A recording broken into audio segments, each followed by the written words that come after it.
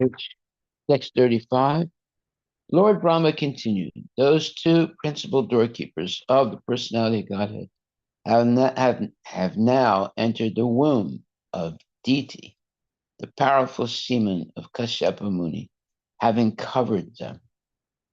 Purport by His Divine Grace, A.C. Bhaktivedanta Swami Prabhupada. Here is clear proof of how a living entity coming originally from Vaikuntha is engaged in material elements. The living entity takes shelter within the semen of a father, which is injected within the womb of a mother. And with the help of the mother's emulsified ovum, the living entity grows a particular type of body. In this connection, it is to be remembered that the mind of Kashyapa Muni was not in order when he conceived the two sons, Hiranyaksha and Hiranyakashipu. Therefore, the semen he discharged was simultaneously extremely powerful and mixed with the quality of anger. It is to be concluded that while conceiving a child, one's mind must be very sober and devotional. For the purpose, the Garbhodana Samskara is recommended in the Vedic scriptures. If the mind of the father is not sober, the semen discharge will not be very good. Thus, the living entity, wrapped in the matter produced from the father and mother, will be demoniac like Hiranyaksha and Hiranyakashipu. The conditions of conception are to be carefully studied. This is a very great science.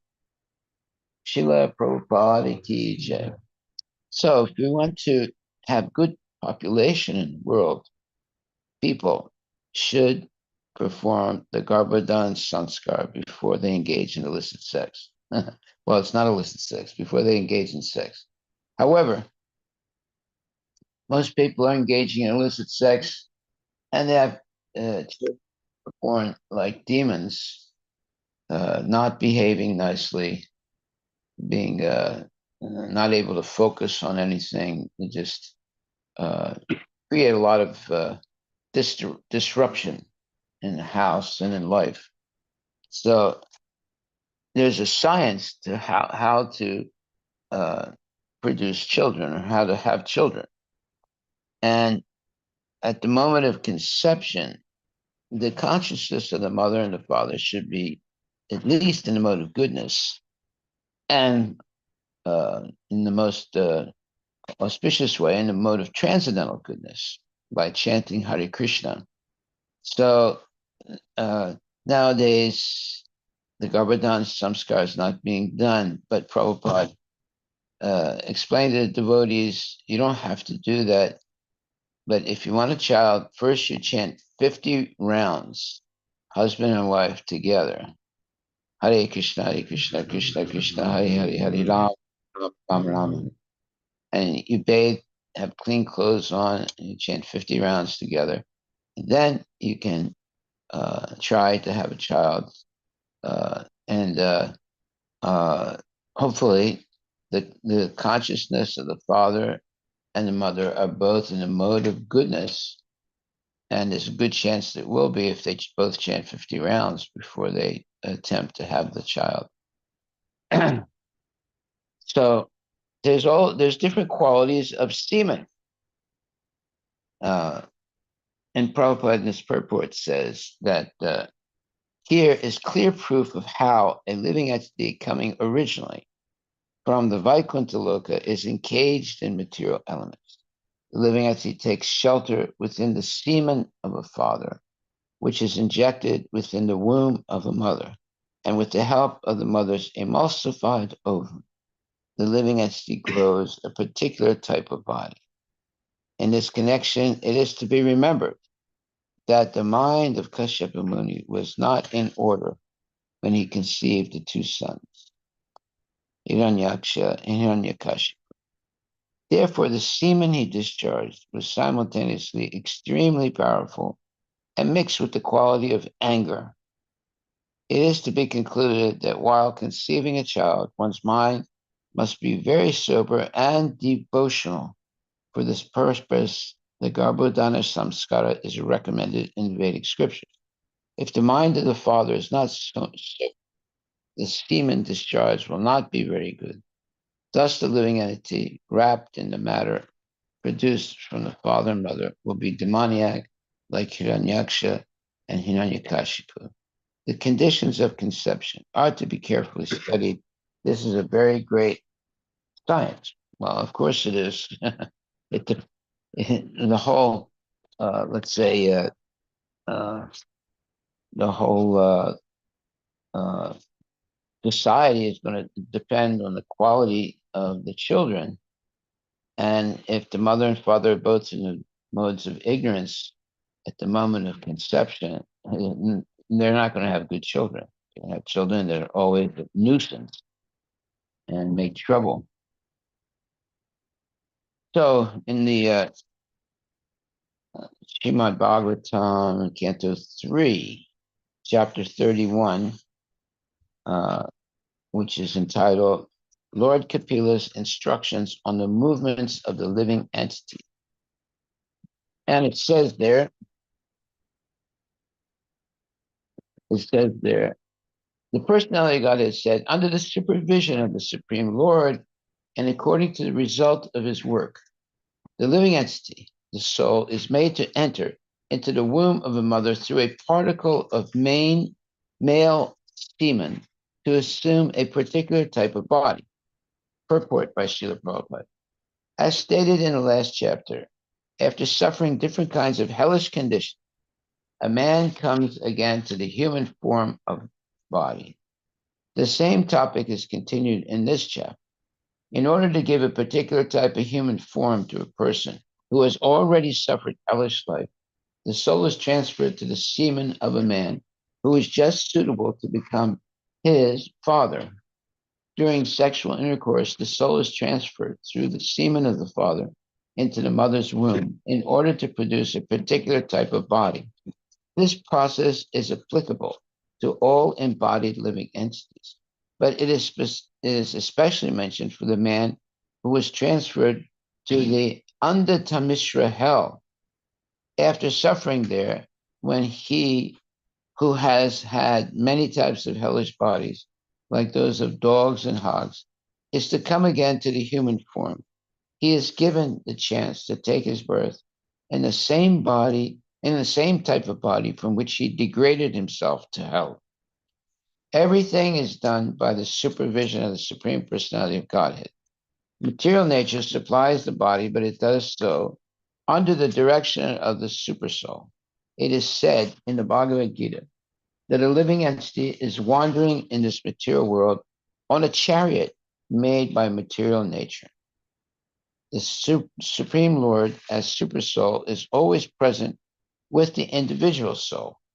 He directs material nature to supply a particular type of body to the individual soul according to the result of his work, and the material nature supplies it. Here, one word, 1 second.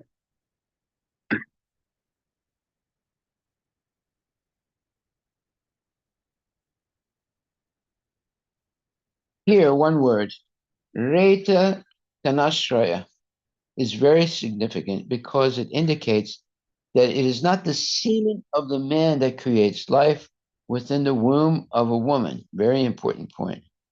Rather, the living entity, the soul, takes shelter in a particle of semen and is then pushed into the womb of a woman. But how does that happen? It's by Krishna. Krishna puts that particle of a semen into and then it's pushed into the womb of a woman. Then the body develops. There is no possibility of creating a living entity without the presence of the soul simply by sexual intercourse. The materialistic theory that there is no soul and that a child is born simply by the material combination of the sperm and ovum is not very feasible. It is unacceptable. Yeah, you can have, tons of sperm, but unless Krishna puts a living entity in the sperm, nothing is going to happen. Text 2. On the first night, the sperm and ovum mix, and in the fifth night, the mixture ferments into a bubble. On the 10th night, it develops into a form like a plum, and after that, it gradually turns into a lump of flesh or an egg, as the case may be. Purport by Srila Prabhupada. The body of the soul develops in four different ways according to its different sources. One kind of body, that of the trees and plants, sprouts from the earth. The second type of body grows from perspiration, as with flies, germs, and bugs. The third kind of body develops from eggs, and the fourth develops from an embryo. This verse indicates that after emulsification of the ovum and sperm, the body gradually develops either into a lump of flesh or into an egg, as the case may be. In the case of birds, it develops into an egg. And in the case of animals and human beings, it develops into a lump of flesh.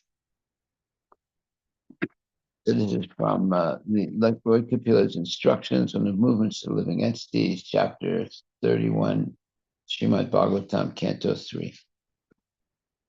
In the course of a month, a head is formed, and at the end of 2 months, the hands, feet, and other limbs take shape. By the end of 3 months, the nails, fingers, toes, body hair, bones, and skin appear, as do the organ of generation and the other apertures. Apertures means holes in the body, namely eyes, nostrils, ears, mouth, and anus. Within 4 months from the date of conception, the 7 essential ingredients of the body, namely child, blood, flesh, fat, bone, marrow, and semen, come into existence. At the end of 5 months, hunger and thirst make themselves felt. And at the end of 6 months, the fetus, enclosed by the amnion, begins to move on the right side of the abdomen of the wife, of the mother. Purport. When the body of the child is completely formed at the end of 6 months, the child, if he is male, begins to move on the right side. And if female, she tries to move on the left side. That's good information. Text 5. Deriving its nutrition from the food and drink taken by the mother, the fetus grows and remains in that abominable residence of stools and urine, which is the breeding place of all kinds of worms. Purport by Srila Prabhupada. In the Markandeya Purana, it is said that in the intestine of the mother, the umbilical cord, which is known as apyayani, joins the mother to the abdomen of the child, and through this passage, the child within the womb accepts the mother's assimilated foodstuff. In this way, the child is fed by the mother's intestine within the womb and grows from day to day. The statement of the Markandeya Purana about the child's situation within the womb is exactly corroborated by modern medical science, and thus the authority of the Puranas cannot be disproved, as is sometimes attempted by the Mayavadi plot. Since the child depends completely on the assimilated foodstuff of the mother during pregnancy, there are restrictions on the food taken by the mother. Too much salt or chili or onion and similar foods is forbidden for the pregnant mother because the child's body is too delicate and new for him to tolerate such pungent food. Restrictions and precautions to be taken by the pregnant mother, as enunciated in the Smriti scriptures, the Vedic literature, are very useful. We can understand from the Vedic literature how much care is taken to beget a nice child. The Garbhodana ceremony before sexual intercourse was compulsory for persons in the higher grades of society, and it is very scientific. Other processes recommended in the Vedic literature during pregnancy are also very important. To take care of the child is the primary duty of the parents, because if such care is taken, society will be filled with good population to maintain the peace and prosperity of the society, country, and human race. So this should be mandatory reading in schools. Once a kid comes into, let's say, uh, high school, they should be able to hear these things to understand what's actually going on. Instead of hearing this type of knowledge, what they teach kids in the higher grades is all about sex uh, and first of all, when it's in the lower grades, I think they start sex education in like fifth or sixth grade, huh? Fifth grade. Yeah, fifth grade.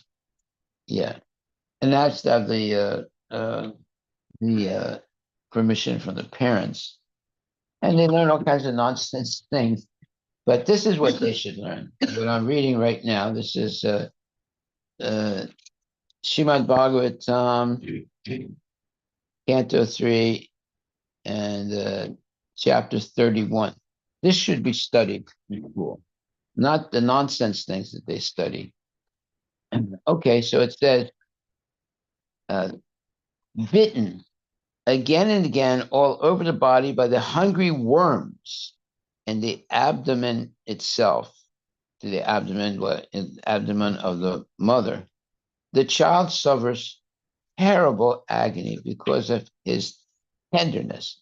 He thus becomes unconscious moment after moment because of the terrible condition. So this is what's happening in the womb of the mother. Now, where did the worms come from? Well, it's from eating junk food, you know, uh, and uh, and all of us have some kind of worms in the intestinal tract. Especially, people who eat meat and things like that. They have a lot of worms. So devotees have to be careful what they eat. Uh, but there are always some kind of worms in the body, and when the child appears in the womb of the mother, the worms start biting the child and the fetus, and the fetus, it causes great agony. The miserable condition of material existence is not only felt when we come out of the womb of the mother, but it is also present within the womb. Miserable life begins from the moment the living entity begins to contact his material body. Unfortunately, we forget this experience and do not take the miseries of birth very seriously. In Bhagavad Gita, therefore, it is specifically mentioned that one should be very alert to understand the specific difficulties of birth and death. Just as during the formation of this body, we have to pass through so many difficulties within the womb of the mother, at the time of death, there are also many difficulties.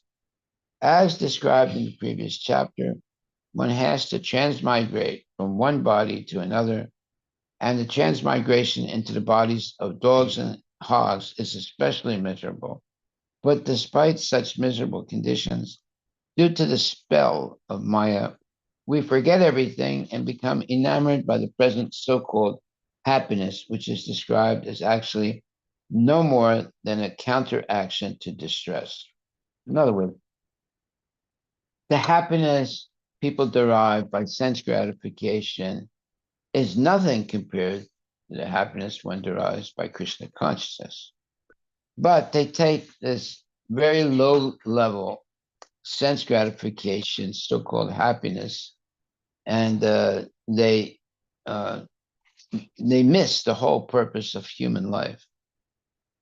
And also the men, they waste their sperm, and the women, they eat junk, and the whole thing is failure to produce good quality children. Owing to the mothers eating bitter, pungent foodstuffs, or food which is too salty or too sour, the body of the child incessantly suffers pains which are almost intolerable. So one thing that women do, not all, but a lot of them, they get a desire to eat pickles. Now there's different types of pickles, but you get uh, this one kind of a what is it called? Uh, Gooseberry? huh? Gooseberry or No, no, no. Anyways, one kind of thing that's it's a vegetable and it grows and then they put it in uh, a type of brine or salt water type of thing, and it becomes a pickle. Right? And women that are pregnant, they like to eat it. They like to eat that. cucumber? It's a cucumber, yeah. They like to eat that cucumber. And it's mixed with also different spices and so forth. Sometimes it's very pungent. Sometimes it's not too pungent. But they have a craving for something like that, and that is very bad for the baby in the womb because it will it's very uncomfortable. Let's put it like that because the skin of the baby in the womb is very very delicate. Text 6 bitten again and again all over the body by the hungry worms in the abdomen itself of the woman. The child suffers terrible agony because of his tenderness. He thus becomes unconscious moment after moment because of the terrible condition. So, when you're in your womb of your mother, first of all, the only way the baby can remain alive is through the umbilical cord of the mother. And through that umbilical cord, there's oxygen and there's food coming. If something happens with that umbilical cord from the mother, the baby dies. And the baby is wrapped up. It can't breathe by itself, right? Uh, and it's wrapped up in I don't know what the thing is called, the amnion or something. Yeah, amnion fluid. Yeah, amnion what? Like it's like a bag, a sack. Yeah, and that's for the protection of uh, the baby. But anyway, it's very uncomfortable situation, and the baby is always praying in the womb of the mother, please, Krishna, get me out of here. And you can see it. You can take, in fact, you can look up some pictures of babies in the womb. You'll see they're like this,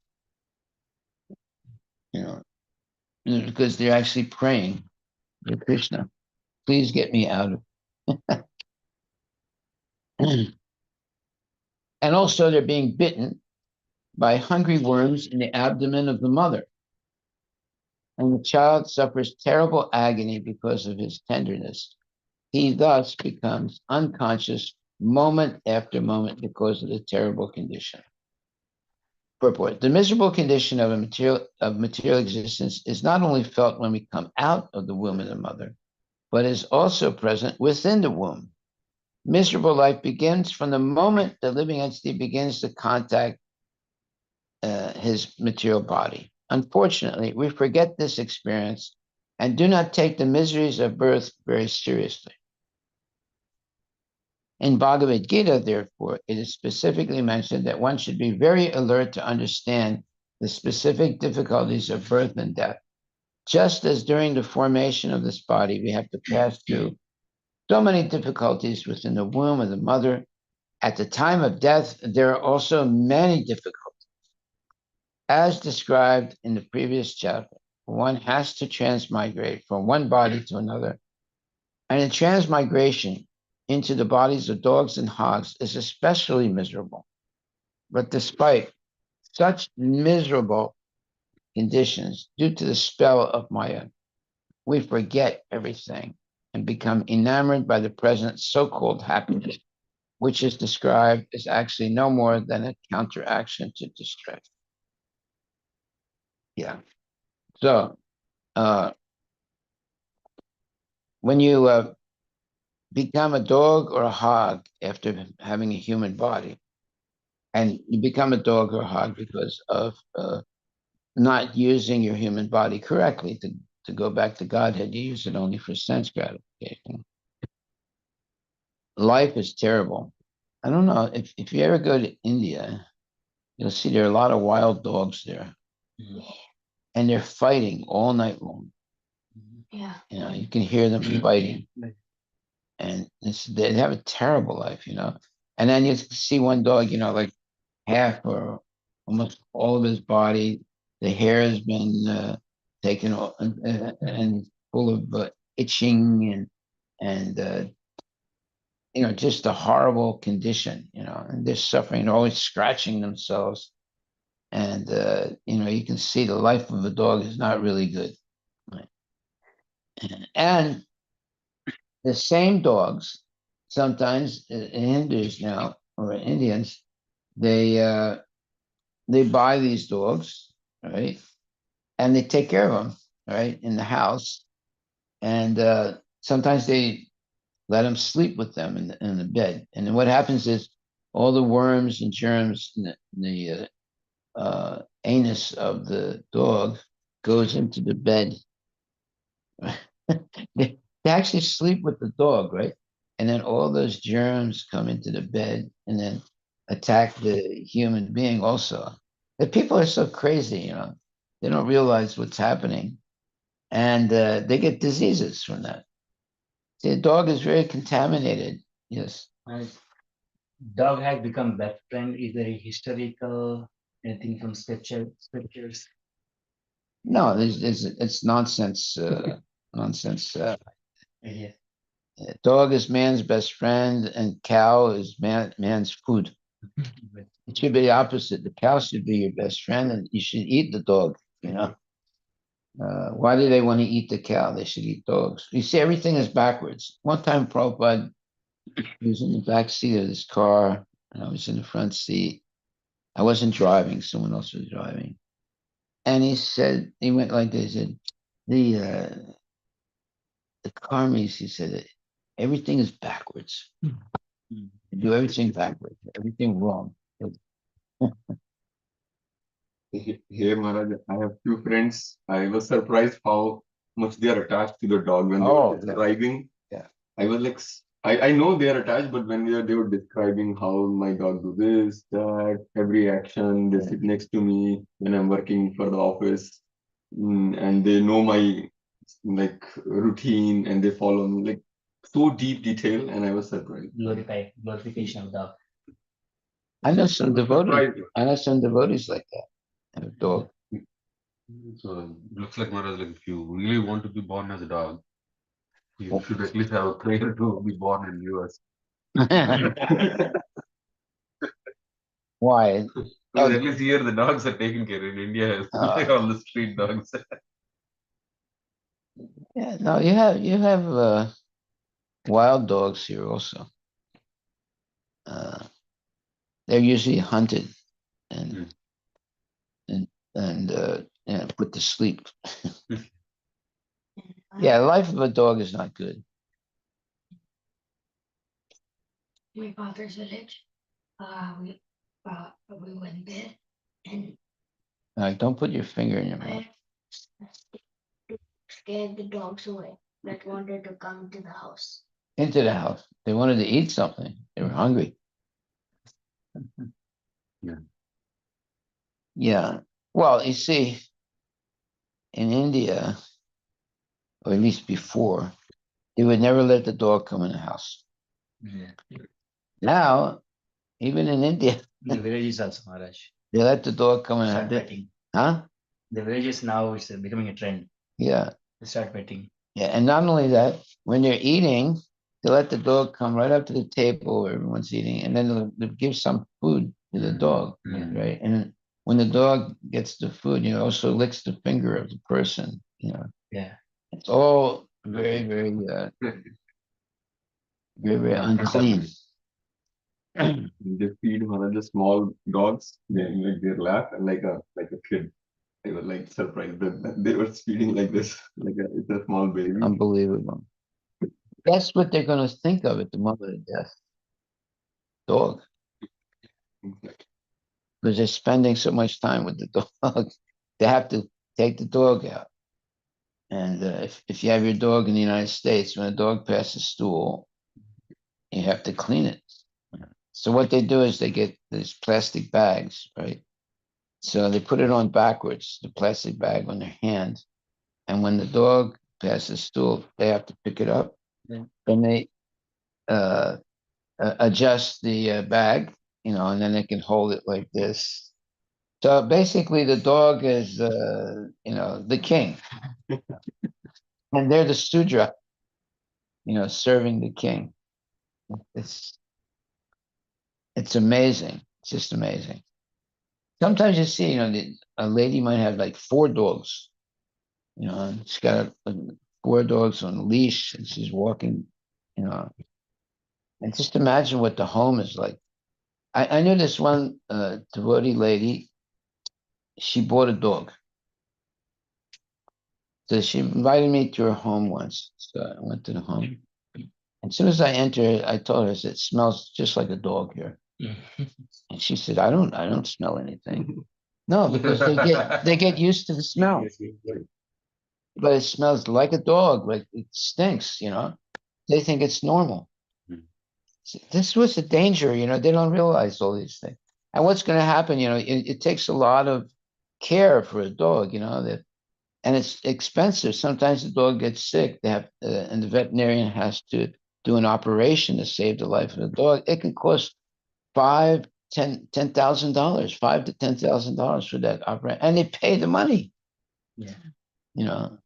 So the dog is big business. The veterinarians just specialize in dogs and cats. That's it, and they make their living on dogs, and they make a good living. Taking care of the dogs. In new cars, like in Tesla, Yeah. there is a mode, dog mode. So you can leave your dog turn on that mode, so it will maintain the cooling inside for the dog. Oh, Say, really? yeah, so that because you have to go to shop, you Yeah. can leave the dog and start the dog mode. Yeah. So it will continue to run the AC for the dog, so that Wow. it will not get suffocated. Dogs are getting more treatment than humans. The US pet industry Yeah. size is at the end of 2023 is $147 billion. Wow. It's a lot of money. And then it is expected to experience a steady growth in the coming years. Wow. Yeah. So you see, in America, dog is my friend, cow is my food. Yeah. They should twist it around that cow is my friend, dog is my food. Let him eat the dogs. There's much less, let's say, karma if you eat a dog. But they'll say, no, no, no, no, no. The dog meat is not clean because he's a carnivore. Cow meat is good because it's an herbivore. You see, cows don't eat meat. What do the dogs eat? They eat meat. So they don't want to eat the dog because it's dirty. It's unclean.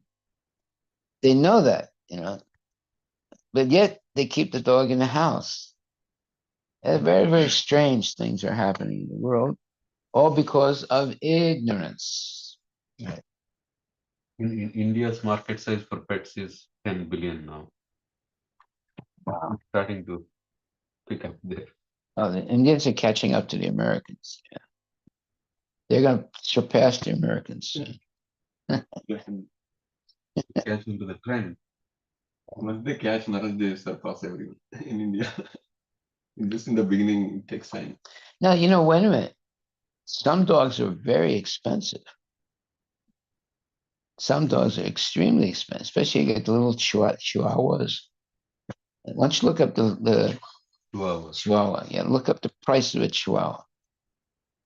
They can be like, I don't know, $5,000, $10,000. People are going crazy for the dogs, and then they have dog. Yeah, Yes, it's up to $2,500. $2,500 for a chihuahua. Wow. And it's it's pretty easy to breed dogs. Because if the dog gets pregnant, the dog can give you up to 6, maybe even up to 8 little dogs. Uh-huh. There is a dog breed called Tibetan Mastiff Maharaj, Yeah. and that is the most expensive dog, and it costs up to 1.5 million. Wow. It's like a miniature dog. $2 million. $1.5 million. Wow. Wow. What is the name you said? Tibetan Mastiff. Tibetan $2 million. 2,000, 2,000, we got 2,000, 6,000, 2,000 to $6,000. Yeah, but it was You add up the total cost of ownership, that is over 15 years. It's about $45,000. 2019, 11-month-old Tibetan Mastiff sold for 1.5 million, earning it the title of world's most expensive dog. Wow. Amazing. Amazing. You can go in the dog business. And Maharaj, daycare business is another. Oh yeah, it's another big dog business. Yeah. My friend People go on vacation, they give you the dog, or else also taking care of the dog. So just like you go to the barber, right? You get your hair cut and everything. They have people like that, they bathe the dog, they cut the hair on the dog, and they groom the dog. And you can groom the tail of the dog. So you can groom it just like you groom like uh, you know like you have these bushes, right? And they cut the bushes into different forms, right? They do the same thing with the dog's tail. And like Yesoda Dalali's got a dog, the dog tail is like, a very, what do you call, it's decorated, not decorated, but it's groomed in such a way that it looks like something different than a tail, right? Yes. Option is $500 to $1,800 for the Tibetan Mastiff. Which kind of dog? Tibetan Mastiff. And the Chinese Tibetan Mastiff can be priced up to as high as $12,000. Okay. And a red Tibetan Mastiff price can be in range of $2,500 to $10,000. Wow. You go bankrupt buying a dog. Okay, so we'll continue with the reading about the birth. So it says, bitten again and again all over the body by the hungry worms in the abdomen itself, the abdomen of the mother. The child suffers terrible agony because of his tenderness. He thus becomes unconscious moment after moment because of the terrible condition. Purport by Srila Prabhupada. The miserable condition of material existence is not only felt when we come out of the womb of the mother, but is also present within the womb. Miserable life begins from the moment the living entity begins to contact his material body. Unfortunately, we forget this experience and do not take the miseries of birth very seriously. In Bhagavad Gita, therefore, it is specially mentioned that one should be very alert to understand the specific difficulties of birth and death. Just as during the formation of this body, we have to pass through so many difficulties within the womb of the mother, at the time of death, there are also many difficulties. As described in the previous chapter, one has to transmigrate from one body to another, and the transmigration into the bodies of dogs and hogs is especially miserable. But despite such miserable conditions, due to the spell of Maya, we forget everything and become enamored by the present so-called happiness, which is described as actually no more than a counteraction to distress. Okay, what does that mean?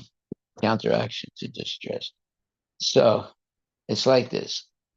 Let's say you go to buy some shoes, and let's say you're the size of your foot, size 10. But in the shoe store, the model shoe that you like is only a size 7. So because of, false ego and everything, you buy the size 7 shoe instead of size 10, because they don't have the model shoe that you want, right? Mm. So you put that shoe on, you start walking around, you're all happy because, you like the way it looks, But when you get home, you can't wait to take it off because your foot is like getting really, painful. If you put on a shoe that's too small for your feet, Oh, by the way, what they do in Japan, they think that the women with very small feet are more attractive. Mm. So they purposely put the shoes on little girls and then, From growing. keep them from growing too big, uh, and it's painful, you know. Some country their neck. And the neck also. So the neck is higher. So they put a neck brace on. So it's pushed up higher, and they think that's a sign of beauty. A lot of strange things in the world, Some on waist. huh? Some On the on waist also, yeah. Okay, so owing to the mothers eating bitter, pungent foodstuffs or food which is too salty or too sour, the body of the child incessantly suffers pains which are almost intolerable. All descriptions of the child's bodily situation, the woman and mother, are beyond our conception.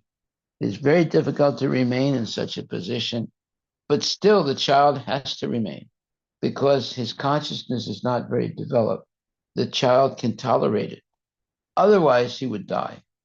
That is the benediction of Maya, who endows the suffering body with qualifications for tolerating such terrible tortures. It's the only way the child in the womb can, uh, remain alive is because the consciousness of the child has not been highly developed yet. And therefore, they can tolerate tremendous pain and suffering. Like trees outside. Huh? Like trees outside. Yeah, trees suffer tremendously also. Yeah. They can't. If you stand like a tree outside, after I don't know, a couple hours you go crazy. Yeah. Like, get me out of here, especially in the wintertime. Okay, placed within the amnion and covered outside by the intestines. The amnion is like a sac that covers the child, and then covered outside by the intestines. So the child is covered by the amnion and also by the intestines. The child remains lying on one side of the abdomen, his head turned towards his belly, and his back and neck arched like a bow. So, in other words, the only reason they can be in that position is because their body is still and bones are very soft still.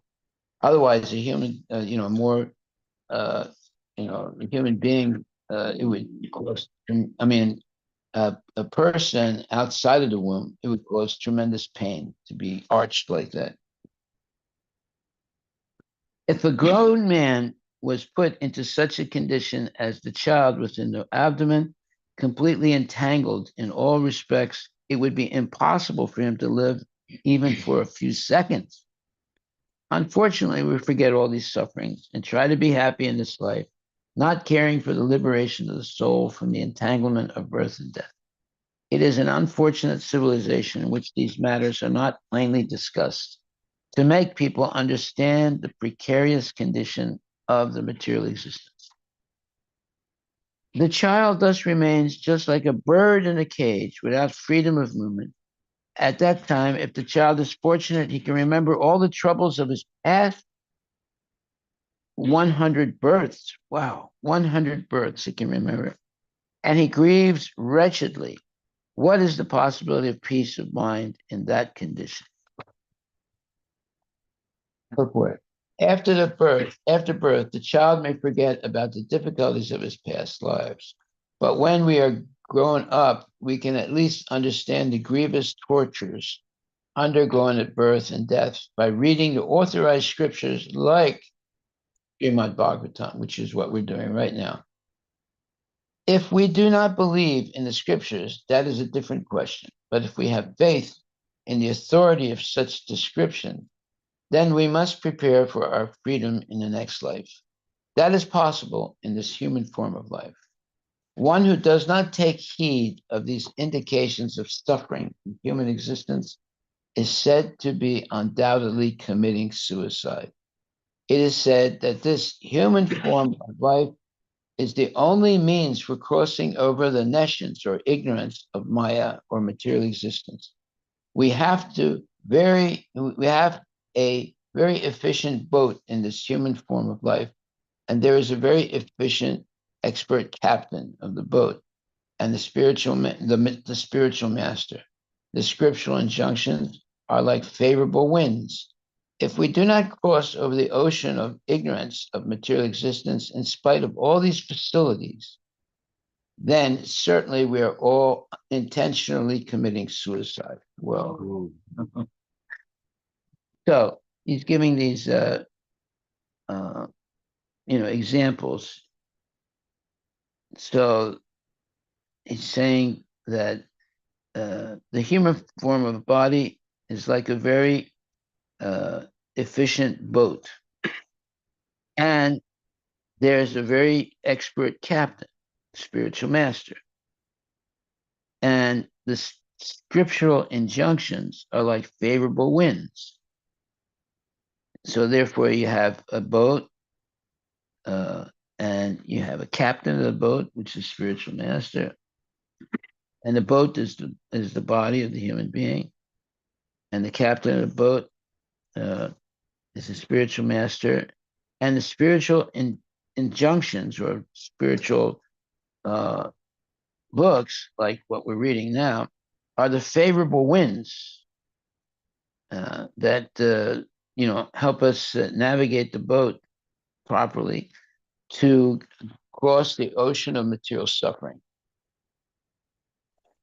And if we don't cross over the ocean of material suffering or ignorance of material existence, in spite of all these facilities, then certainly we are all intentionally committing suicide. Well, thus endowed with the development of consciousness from the 11th month, from the 7th month after his conception, the child is tossed downward by the airs that press the embryo during the weeks preceding delivery. Like the worms born of the same filthy abdominal cavity, he cannot remain in one place. Purport by Srila Prabhupada. So there's so many things are happening to the fetus in the womb, and it's all very, painful. And the only way the fetus can tolerate such pain is only because the consciousness is very dull. So, like for example, when the dentist puts Novocaine into your, into the soft skin, then although he starts drilling the tooth, like that, and then you feel the heat of the drill, but you don't feel much pain because he put the Novocaine, which is a pain. Let's call it a painkiller. Numbing, yes. So in that way, the consciousness of the baby in the womb is numbed, and therefore, although it's suffering terribly, it doesn't feel too much of it. Because if it wasn't numbed, then the baby would die. It would be much too painful. All right.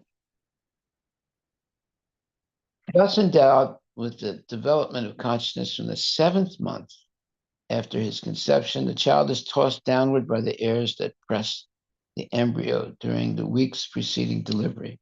Like the worms born of the same filthy abdominal cavity, he cannot remain in one place. At the end of the 7th, so that's when the mother feels, the baby is starting to kick her.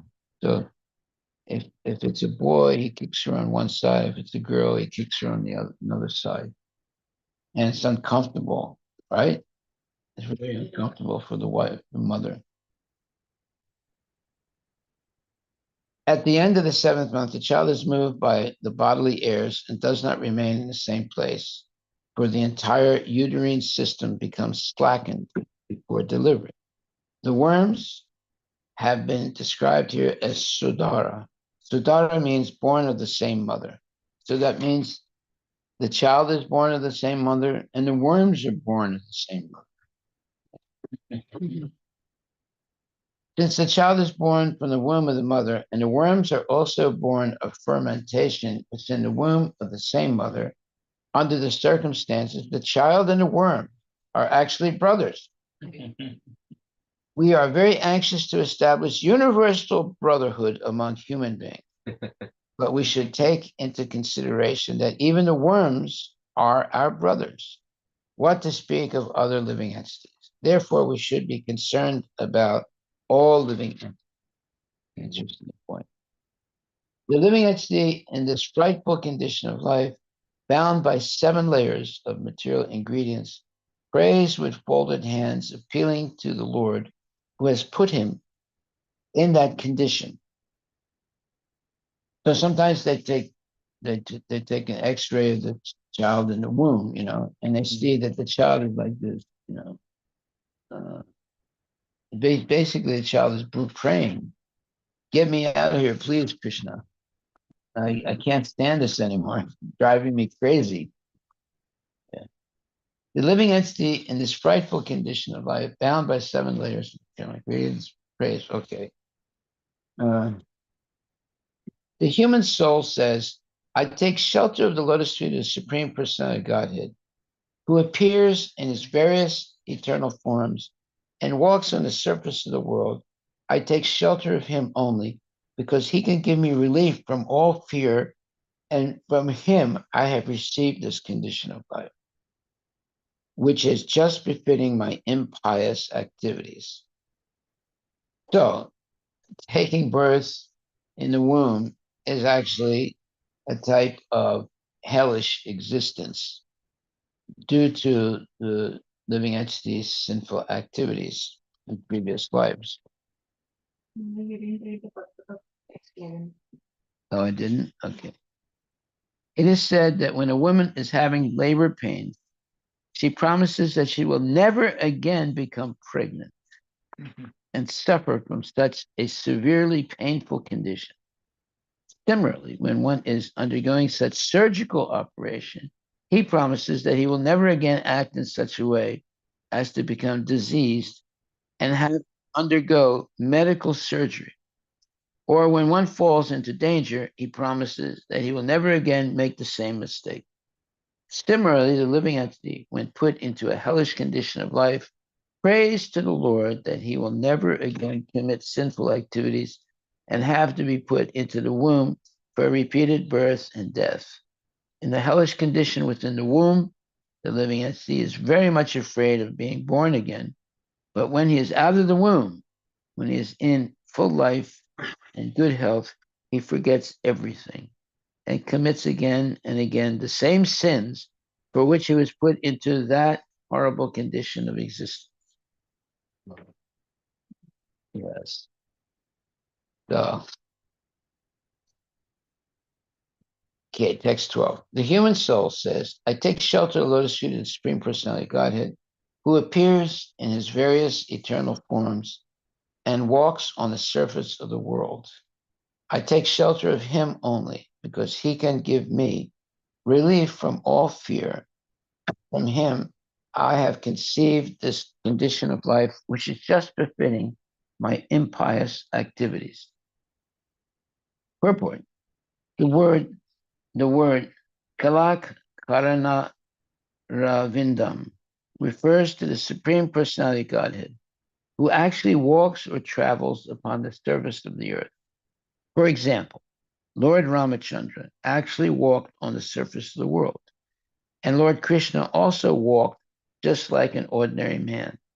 The prayer is therefore offered to the Supreme Personality Godhead, who descends to the surface of this earth or any part of this universe for the protection of the pious and the destruction of the impious. It is confirmed in Bhagavad Gita that when there is an increase in irreligion and discrepancies arise in the real religious activities, the Supreme Lord comes to protect the pious and kill the impious. This verse indicates Lord Krishna. Another significant point in this verse is that the Lord comes, Ichaya, by his own will. As Krishna confirms in Bhagavad Gita, Sambhavami Atmamaya, I appear at my will by my internal potency. He is not forced to come by the laws of material nature. It is stated here, Ichaya, he does not assume any form as the imperialists, impersonalists think, because he comes at his own will, and the form in which he descends is his eternal form as the Supreme Lord. As the Supreme Lord puts the living entity into the condition of horrible existence, he can also deliver him, and therefore one should seek shelter at the lotus feet of Krishna.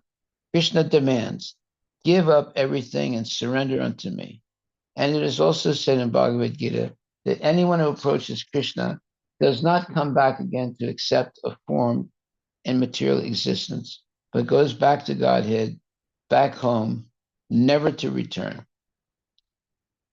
Text 13. I, the pure soul, appearing now, bound by my activities, am lying in the womb of my mother by the arrangement of Maya.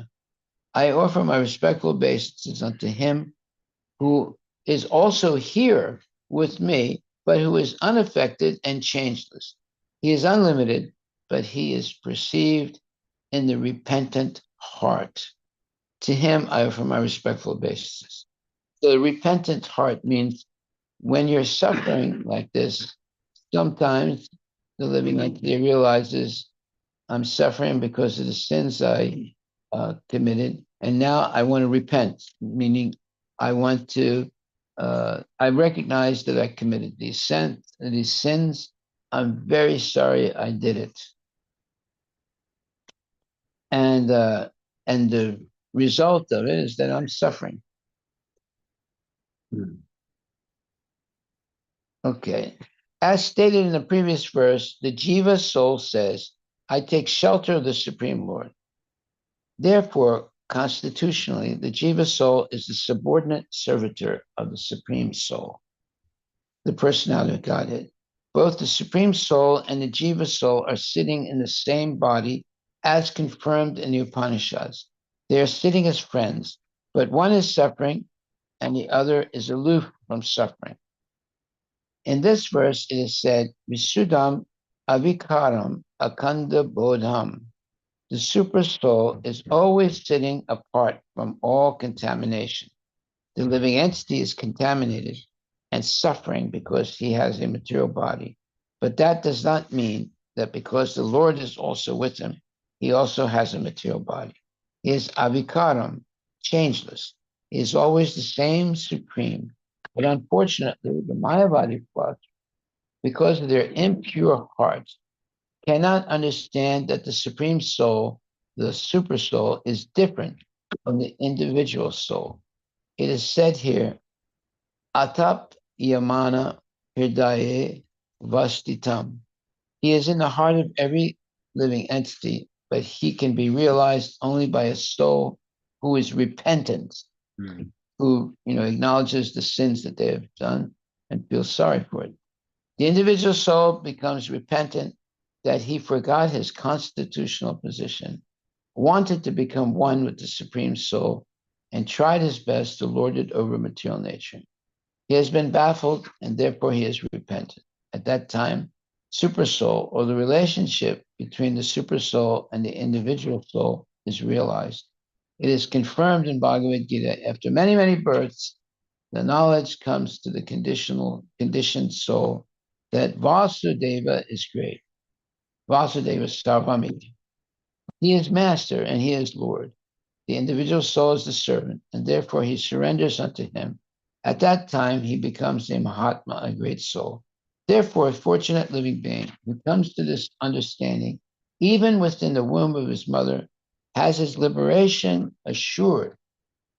Now we know why they're suffering, to help us understand that we've made so many sins, and now we make a sort of like a vow that we're not going to be acting in ignorance anymore, following the rules and regulations of spiritual life, because we're suffering too much.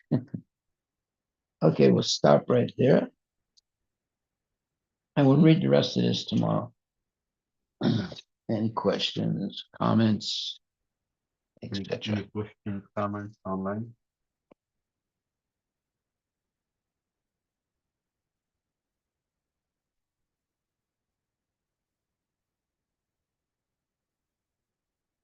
So this is only through Shastra we can understand. Yes. No scientist will ever be able to. No. Very subtle information.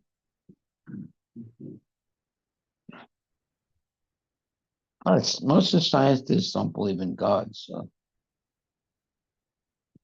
they say, "Well, this is not science." Okay. So they just ignore this. When there's something that is beyond your understanding, you have to hear from a pure devotee what is the truth. So, but the scientists, they say, well, if it's beyond our understanding, then we're not concerned about it.